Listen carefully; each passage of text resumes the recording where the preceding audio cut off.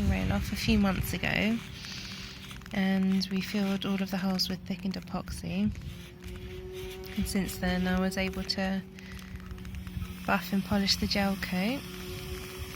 And this weekend what we've been doing is we've been sanding down any of the excess epoxy that's on the surface of here, and been going around the boat and just checking the whole way round. And in this corner here, the block of wood that was originally in there was rotten, so we dug that out and then we put in a couple of new blocks of wood and set that in thickened epoxy and fiberglass over the top of it, so that's set quite nicely. This weekend we've been scraping out all of the old sealant from the capping rail. Last summer we had a bit of an infestation with the red spiders and lots of eggs being burrowed underneath the capping rail. So we spent a couple of hours scraping out the old sealant yesterday, but then this morning we discovered that it was a lot easier to use a heat gun just to help use out the old sealant. So that's what Contessa is doing at the moment. And then after that we'll go over and just sand the whole of the capping rail just to renew it before we stick it back on with the beauty sealant.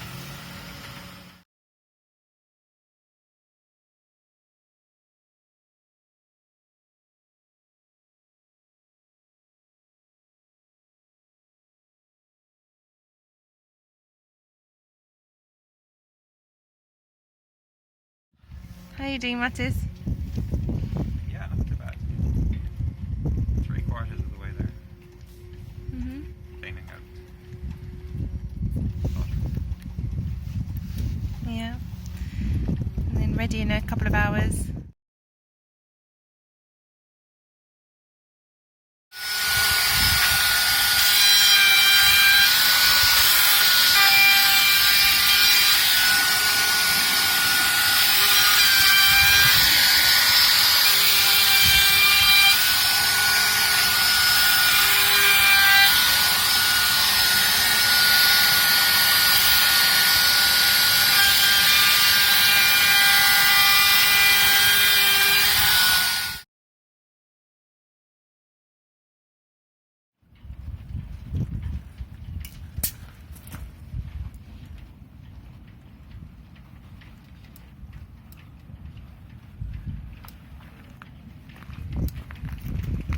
I defy those little spiders to find a home under here.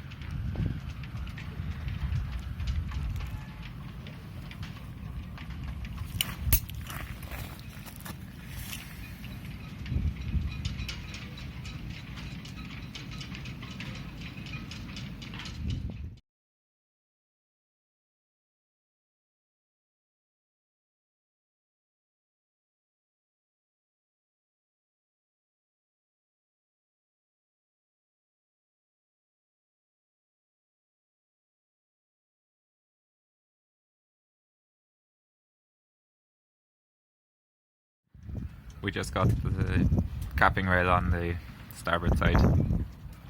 It's a bit of a nightmare. Predictably, the butyl sealant we're using got everywhere.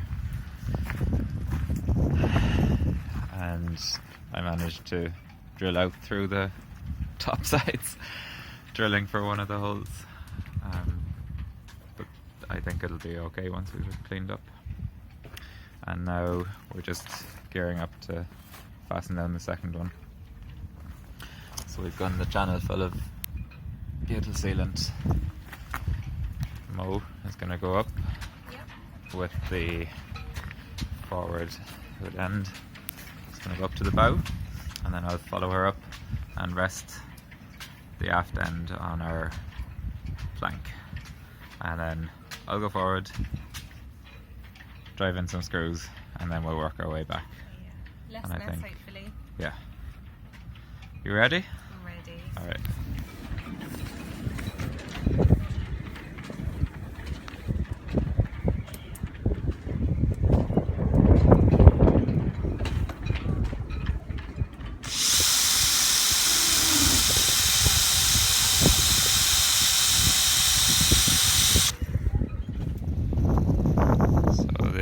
second capping rail went on a lot more easily than the first one. What do you say? Yeah, it was quite satisfying. And we managed to harden down these screws a bit more as well, so it's all solid now and full of beautiful rubber, and the hood ends fit nicely, whereas before they were practically springing up by themselves. And now this is our plank of Iroko that we're going to turn into taffrail at the back, because the old one was all split. So that's the last, well, in those little triangular pieces, that's about it. And we have our spray hood back up, laundered professionally by Mo. In the bathtub. Yeah. That's about it. In other news, we've decided that we're going to build a new rudder, because we weren't happy to put to sea with the one that we had, even if we did a number on it and put a new core in it or something like that. There was too many things wrong with it. So here we are waiting for Dave Webster of Deep Blue Engineering to weld us up a frame, and then we're gonna build our rudder around that.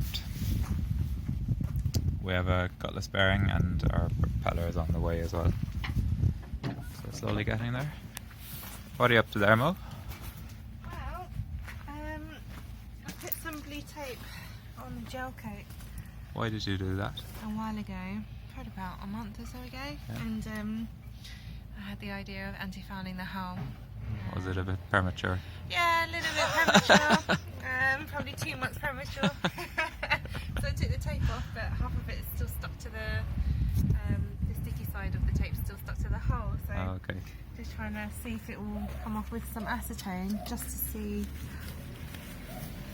And as long as I know that it will come off eventually, I can get to work on that in a few weeks' time. Mm-hmm. And then just take off some of that beetle there, some of the excess. No? No. Maybe next week Later. once it's... Yeah. It's a lot neater this side though. Very nice. And this is the result of my turning the head's inlet seacock through 90 degrees. That all worked out well. That's it. I'm ready for dinner. How about you? Yeah. Okay. More to come at some point.